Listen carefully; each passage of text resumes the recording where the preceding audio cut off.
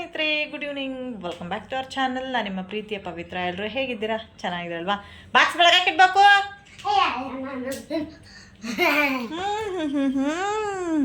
ಎಲ್ಲರೂ ಚೆನ್ನಾಗಿದ್ದೀರಾ ಅಂದ್ಕೊಳ್ತಾ ಇವತ್ತಿನ ವ್ಲಾಗನ್ನು ಸ್ಟಾರ್ಟ್ ಮಾಡಿದ್ದೀನಿ. So evening vlog.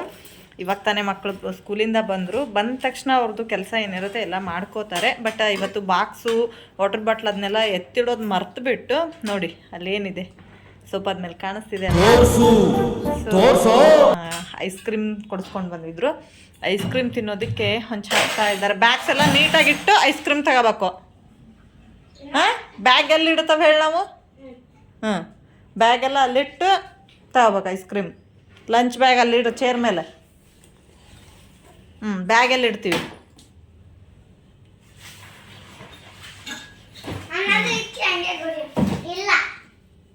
ಇಡ್ಬೇಕು ಅಣ್ಣ ತಾನೆ, ಹಂಗೆ ಮಾಡಬಾರ್ದು. ಐಸ್ ಕ್ರೀಮ್ ತಿನ್ನಕ್ಕೆ ಇಷ್ಟಪ್ಪ ಆತುರ. ಇದು ನನ್ನದು. ನಾನು ಜೂನಿಯರ್ ನೋಡಿ. ನಾನು ಜೂನಿಯರ್, ನನಗೆ ಅದಕ್ಕೆ ಸಣ್ಣದು. ಇವಾಗ ಐಸ್ ಕ್ರೀಮ್ ಬ್ಯಾಟಿಂಗ್ ಮಾಡ್ತಾ ಇದ್ದೀವಿ. ಅಂದರೆ ಮಳೆ ಬಂದಾಗ ಐಸ್ ಕ್ರೀಮ್ ತಿನ್ನಬೇಕು ಅನ್ನೋದು ಎಲ್ಲ ಹೆಣ್ಮಕ್ಳ ಆಸೆ. ಸೊ ಸ್ವಲ್ಪ ಲೈಟಾಗಿ ಮಳೆ ಬರ್ತಾಯಿತ್ತು. ಹಾಗಾಗಿ ನನ್ನ ಮಗಳು ಕೂಡ ಹುಡುಗಿನೇ ಅಲ್ವಾ, ಸೊ ಅವ್ಳಿಗೂ ಒಂಥರ ಏನೋ ಇಷ್ಟ, ಅಮ್ಮ ಐಸ್ ಕ್ರೀಮ್ ಕೊಡಿಸು ಅಂತ ಕೇಳಿದ್ಲು. ಸೊ ಅದೊಂಥರ ಏನೋ ಆಸೆ ಅಂತ ಹೇಳ್ಬಿಟ್ಟು ಐಸ್ ಕ್ರೀಮ್ ಕೊಡಿಸಿ ಐಸ್ ಕ್ರೀಮ್ ತಿಂದು ಮಕ್ಕಳು ಕೂಡ ಸ್ವಲ್ಪ ಹೊತ್ತು ಆಟ ಆಡ್ತಾಯಿದ್ರು. ಹಾಗೆ ಬರುವಾಗ ಹಾಲು ಕೂಡ ತೊಗೊಂಡು ಬಂದಿದ್ದೆ. ನಮ್ಮ ಏರಿಯಾದಲ್ಲಿ ಆದಷ್ಟು ನಾನು ಏನನ್ನು ಬೈ ಮಾಡೋದಿಲ್ಲ. ಯಾಕೆ ಅಂತ ಅಂದರೆ ತುಂಬಾ ಡೇಟ್ ಮುಗ್ದೋಗಿರೋ ಅಂಥದ್ದನ್ನು ಕೊಡ್ತಾರೆ. ಬೆಳಗ್ಗೆ ತಾನೇ ನಾನು ಹಾಲಿಗೆ ಹೋಗಿದ್ದು, ಬಟ್ ಬೆಳಗ್ಗೆ ಹಾಲಿಗೆ ಹೋದಾಗ ನಿನ್ನೆ ಡೇಟಿನ ಹಾಲು ಕೊಟ್ಟರು. ಕೇಳಿದರೆ ಇಷ್ಟ ಇದ್ದರೆ ತಗೋ, ಇಷ್ಟ ಇಲ್ಲ ಅಂದರೆ ಬಿಡು ಅಂತ ಹೇಳಿದರು. ಸೊ ಅವ್ರು ಆ ಥರ ಹೇಳೋದು ತಪ್ಪು. ಡೇಟ್ ಆಗಿರೋದನ್ನು ಫಸ್ಟ್ ಆಫ್ ಆಲ್ ಇಡಲೇಬಾರ್ದು. ಆದರೂ ಕೂಡ ಆ ಥರ ಉತ್ತರ ಕೊಡ್ತಾರೆ. ಸೊ ಏನೂ ಮಾಡೋಕ್ಕಾಗೋದಿಲ್ಲ ಅಂತ ಹೇಳ್ಬಿಟ್ಟು ನಾನು ವಾಪಸ್ ಕೊಟ್ಟು ಬಂದೆ. ಸೊ ಅವ್ರು ಆ ಥರ ಹೇಳಿದ ಮೇಲೆ ಅದನ್ನು ತೊಗೊಂಡು ಬಂದು ಯೂಸ್ ಮಾಡೋದಕ್ಕೆ ನನಗೂ ಇಷ್ಟ ಆಗಲಿಲ್ಲ. ವಾಪಸ್ ಕೊಟ್ಬಿಟ್ಟು ಹಾಗೆ ಮಗಳನ್ನ ಪಿಕಪ್ ಮಾಡಿದ್ನಲ್ವ, ಸೊ ಆವಾಗಲೇ ಐಸ್ ಕ್ರೀಮು ಮತ್ತು ಹಾಲಿನ ಪ್ಯಾಕೆಟೆಲ್ಲ ತೊಗೊಂಡು ಬಂದೆ. ಸೊ ನಾವು ಡೈರಿ ನಮಗೆ ನೇರಾಗುತ್ತೆ. ಡೈರಿ ಅಂದರೆ ಹಾಲನ್ನು, ತಾಜಾ ಹಾಲನ್ನು ಅದೇನು ರೇಟ್ ಮಾರ್ನಿಂಗ್ ಏನು ರೇಟ್ ಇರುತ್ತೋ ಸೊ ಈವ್ನಿಂಗ್ ತನಕ ನಾವು 24/7 ಹೋದ್ರೂ ಕೂಡ ಅದೇ ರೇಟಲ್ಲೇ ಕೊಡ್ತಾರೆ. ಸೊ ಅಲ್ಲೇ ಹೋಗ್ಬಿಟ್ಟು ತೊಗೊಂಬಂದೆ. ಇವಾಗ 27 ಆಗಿದೆ ಹಾಲು. ನಮ್ಮನೇಲಿ ಇವಾಗ ಹಾಲು ಕೂಡ ಜಾಸ್ತಿ ಖರ್ಚಾಗ್ತಿಲ್ಲ. ಯಾಕೆಂದರೆ ನಾನು ಟೀನ ಅವಾಯ್ಡ್ ಮಾಡಿದ್ದೀನಲ್ವ, ಸೊ ಹಾಗಾಗಿ ನಮ್ಮ ಮನೆಯವರು ಕೂಡ ಸ್ವಲ್ಪ ಲೇಟಾಗಿ ಬಂದಿರ್ತಾರೆ. ಆ ಮೂಮೆಂಟಲ್ಲಿ ಟೀ ಕುಡಿಯೋಲ್ಲ. ಹಾಗಾಗಿ ನಮ್ಮ ಮನೇಲಿ ಹಾಲು ಕೂಡ ಜಾಸ್ತಿ ಖರ್ಚಾಗ್ತಿರ್ಲಿಲ್ಲ. ಸೊ ಹಾಲು ರೇಟ್ ಜಾಸ್ತಿ ಆಗಿಬಿಟ್ಟು ಆಲ್ರೆಡಿ 1 ವೀಕ್ ಆಯ್ತಂತೆ. ಸೊ ನನಗೆ ಗೊತ್ತೇ ಇರಲಿಲ್ಲ. ಇವತ್ತು ಹೋದಾಗ ಅವ್ರು 27 ತೊಗೊಂಡಾಗ ಯಾಕೆ ₹2 ಜಾಸ್ತಿ ತೊಗೊಂಡಿದ್ದೀರಾ ಅಂತ ಕೇಳಿದೆ ನಾನು. ಸೊ ಅವಾಗ ಅವ್ರು ಹೇಳಿದ್ದಿಲ್ಲ, 1 ವೀಕ್ ಆಯಿತು ಹಾಲು ರೇಟ್ ಮತ್ತು ₹2 ಜಾಸ್ತಿ ಮಾಡಿದ್ದಾರೆ ಅಂತ ಹೇಳಿದರು. ಸೊ ಓಕೆ ಅಂತ ಹೇಳ್ಬಿಟ್ಟು ಅರ್ಧ ಲೀಟ್ರ್ ಹಾಲು ತೊಗೊಂಡು ಬಂದಿದ್ದೆ. ಅದನ್ನೇ ನಾನು ಸಣ್ಣ ಉರಿಯಲ್ಲಿ ಕಾಯೋದಕ್ಕೆ ಇಟ್ಕೊಂಡಿದ್ದೀನಿ. ಅದರ ಜೊತೆಗೆ ರೈಸಿಗೂ ಕೂಡ ನಾನು ಇಟ್ಕೊಂಡಿದ್ದೀನಿ. ಸೊ ಇಡೋ ಮುಂಚೆ ಒಂದು ಸರಿ ಕುಕ್ಕರ್ನ ಚೆಕ್ ಮಾಡ್ಕೊಳ್ಳೋದು ಉತ್ತಮ. ಯಾಕೆಂದರೆ ಸಮ್ಟೈಮ್ ಆ ವಿಸಿಲಲ್ಲಿ ಅನ್ನ ಆ ಥರದ್ದೇನಾದರೂ ಸಿಕ್ಕಾಕೊಂಡಿರುತ್ತೆ. ಹಾಗಾಗಿ ನಾನು ಒಂದು ಸಾರಿ ಚೆಕ್ ಮಾಡಿನೇ ಇಡ್ತೀನಿ. ಸೊ ಇವಾಗ ಹಾಲನ್ನೆಲ್ಲ ಬಿಸಿ ಮಾಡಿದೆ. ಸೊ ನನ್ನ ಮಗಳಿಗೆ ಹಾಲು ಬೇಕು ಅಂತ ಕೇಳ್ತಾ ಇದ್ಲು. ಹಾಗಾಗಿ ನನ್ನ ಮಗಳಿಗೆ ಹಾಗೆ ನನಗೂ ಕೂಡ ಒಂದು ಸ್ವಲ್ಪ ಹಾಲು ಕುಡಿಬೇಕು ಅಂತ ಅನ್ನಿಸ್ತು. ಸೊ ಹಾಲೂ ಕುಡಿಯಲ್ಲ, ಟೀನೂ ಕುಡಿಯಲ್ಲ, ಏನೂ ಕುಡಿಯಲ್ಲ. ಬಟ್ ಬ್ರೆಡ್ ಇದೆ. ಸೊ ರೀಸೆಂಟಾಗಿ ಬ್ರೆಡ್ ತೊಗೊಂಡು ಬಂದಿದ್ದೆ. ಬ್ರೆಡ್ ಜೊತೆ ಹಾಲು ಒಳ್ಳೆ ಕಾಂಬಿನೇಷನ್ ಅಂತಲೇ ಹೇಳ್ಬೋದು. ಸೊ ಹಾಲು ಬ್ರೆಡ್ ಇತ್ತಲ್ವ, ಸೊ ಹಾಗಾಗಿ ಹಾಲನ್ನು ಮಾಡ್ಕೊಂಡಿದ್ದೀನಿ. ಸೊ ಮೂವರೆಗೂ ಹಾಲು ಮತ್ತು ಬ್ರೆಡ್ಡು ಕುಡಿಯೋಣ ಅಂತ ಹೇಳ್ಬಿಟ್ಟು. ನನ್ನ ಮಗ ಹಾಲು ಇಷ್ಟಪಡಲ್ಲ, ಬಟ್ ಏನಾದರೂ ಪೂಸಿ ಹೊಡಿಸಿ ಕುಡಿಸ್ತೀನಿ, ಇಲ್ಲಾಂದರೆ ಅವ್ರ ಮ್ಯಾಮಿಗೆ ಹೇಳ್ತೀನಿ ಅಂತ ಹೇಳ್ತೀನಿ. ಯಾಕೆಂದರೆ ರೀಸೆಂಟಾಗಿ ಅವ್ರಿಗೆ ಪುಟ್ಟ ಕರುವೆ ಅಂತ ಹೇಳ್ಬಿಟ್ಟು ಒಂದು ಪೋಯಮ್ ಬಂದಿದೆ. ಅದರೊಳಗಡೆ ಮೆನ್ಷನ್ ಮಾಡಿದ್ದಾರೆ ಹಾಲು ಕುಡಿದ್ರೆ ತುಂಬಾ ಶಕ್ತಿ ಬರುತ್ತೆ ಅಂತ ಹೇಳ್ಬಿಟ್ಟು. ಮ್ಯಾಮ್ ಕೂಡ ಅದನ್ನು ಹೇಳಿದ್ದಾರೆ. ಅದನ್ನು ಮೊನ್ನೆ ಹೇಳ್ತಾ ಇದ್ದೆ ನನಗೆ. ಇವಾಗ ಅದೇ ಟಾಪಿಕ್ನ ಇಟ್ಕೊಂಡು ಬಟ್ ಅಲ್ಲಿ ಹಾಲಂತೂ ಕುಡಿಸ್ತೀನಿ. ನಾನು ನನ್ನ ಮಕ್ಕಳಿಗೆ ಊಟ ಮಾಡಿಸೋದಾಗಿರ್ಬೋದು, ಏನಾದರೂ ತಿನ್ನಿಸೋದಾಗಿರ್ಬೋದು, ಸೊ ಆ ಥರದ್ದೆಲ್ಲ ತುಂಬಾ ಸಿಂಪಲ್ಲಾಗಿ ಮಾಡಿಬಿಡ್ತೀನಿ. ಸೊ ಏನಾದರೂ ಒಂದು ಸ್ಟೋರಿ ಹೇಳಿದರೆ ಅಥವಾ ಅವ್ರು ಹೇಳಿದ್ದೇನೆ ನಾನು ಅವ್ರಿಗೆ ರಿವೈಂಡ್ ಮಾಡಿದರೆ ಖಂಡಿತ ಅದನ್ನು ಒಪ್ಕೊಂಡು ಅವ್ರು ಅದನ್ನ ಆ್ಯಕ್ಸೆಪ್ಟ್ ಮಾಡೇ ಮಾಡ್ತಾರೆ. ಸೊ ಹಾಗಾಗಿ ಇವಾಗ ಹಾಲು ಕುಡಿಸ್ಬಿಡ್ತೀನಿ.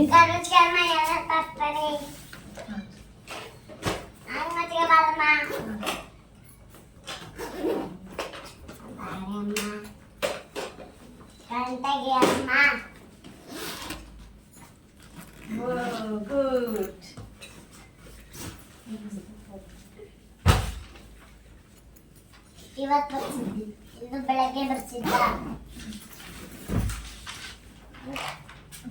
ನನ್ನ ಮಗಳಲ್ಲಿ ಒಂದು ಗುಡ್ ಹ್ಯಾಬಿಟ್ ಇದೆ ಸ್ನೇಹಿತರೆ. ಎಲ್ಲ ಅವ್ರ ಆಂಟಿ ಥರ ಅಂದರೆ ನಮ್ಮ ತಂಗಿ ಥರ.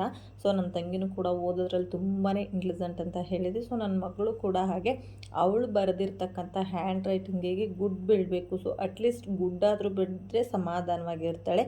ಅವ್ರ ಮ್ಯಾಮ್ ಏನು ಮಾಡ್ತಾರೆ ಅಂದರೆ ಗುಡ್ ಹಾಕ್ತಾರೆ, ವೆರಿ ಗುಡ್ ಹಾಕ್ತಾರೆ, ಸ್ಟಾರ್ ಗುಡ್ ಹಾಕ್ತಾರೆ, ಆ್ಯಪಲ್ ಗುಡ್ ಹಾಕ್ತಾರೆ, ಆಮೇಲೆ ಇನ್ನೊಂದು ಮ್ಯಾಂಗೋ ಗುಡ್ ಹಾಕ್ತಾರೆ. ಸೊ ಇಷ್ಟೊಂದು ಗುಡ್ಗಳನ್ನ ಹಾಕ್ತಾರೆ. ಅಂದರೆ ಮ್ಯಾಂಗೋ ಗುಡ್, ಆ್ಯಪಲ್ ಗುಡ್ಡು ಅಂತಂದರೆ ಹಿಂದ್ಗಡೆ ಆ್ಯಪಲ್ ಅಥವಾ ಮ್ಯಾಂಗೋ ಚಿತ್ರ ಬಿಡಿಸ್ಬಿಟ್ಟು ಗುಡ್ ಅಂತ ಹಾಕ್ತಾರೆ.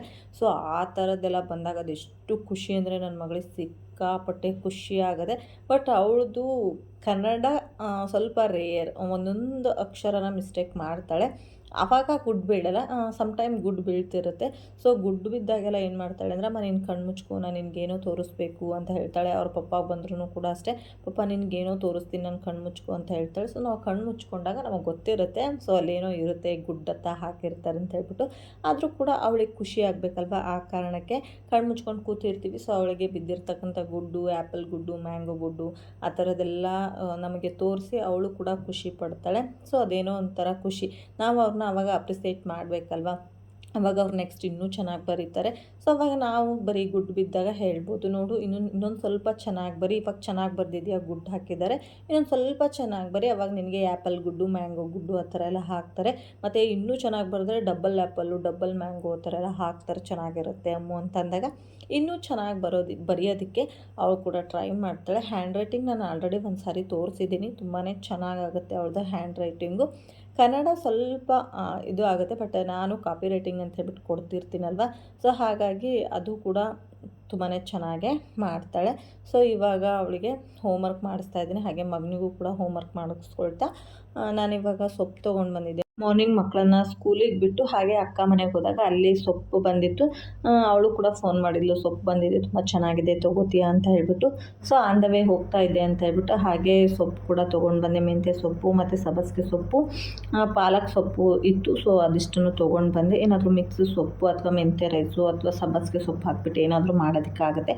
ಸೊಪ್ಪನ್ನು ಅವಾಗವಾಗ ಊಟ ಮಾಡಿದರೆ ತುಂಬ ಒಳ್ಳೆಯದು ಅಂತ ಅಂದ್ಕೊಂಡು ಸೊಪ್ಪನ್ನು ತೊಗೊಂಡು ಬಂದಿದ್ದೀನಿ. ಸೊ ಇವಾಗ ಇದನ್ನೆಲ್ಲ ಸೊಪ್ಪನ್ನು ಸೋಸಿಬಿಟ್ಟು ನೆಕ್ಸ್ಟು ಇನ್ನೂ ಕೆಲಸ ಇದೆ ಸ್ನೇಹಿತರೆ, ಮತ್ತು ನಾನು ವ್ಲಾಗನ್ನು ಕಂಟಿನ್ಯೂ ಮಾಡ್ತೀನಿ.